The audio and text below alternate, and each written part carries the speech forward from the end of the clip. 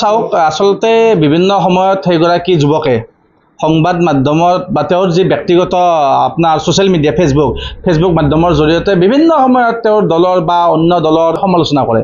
আমি সততে দেখা পাওঁ যে ৰঙিয়াৰ বিধায়কগৰাকীক সমৰ্থন কৰি তেখেতৰ ফেচবুকত পোষ্ট দেখা পাওঁ। সাংসদ দিলীপ শইকীয়াকো সমালোচনা কৰি থৈছে। যোৱা লোকসভা নিৰ্বাচনত তেখেতে এইগৰাকী আমাৰ দৰং ওদালগুৰি লোকসভাৰ সাংসদ মাননীয় দিলীপ শইকীয়া ডাঙৰীয়াক তেওঁ সমালোচনা কৰিছে। অতি আচৰিত কথা, তেওঁ কিন্তু বিজেপিৰ সদস্য। আৰু এতিয়া আমি শুনিবলৈ পাইছোঁ যে সেইগৰাকী যুৱকক ৰঙিয়াত থকা যিখন অসামৰিক হস্পিটেল আছে তাত কণ্ট্ৰেকচুৱেল বেচিছত তেওঁক নিযুক্তি প্ৰদান কৰিছে।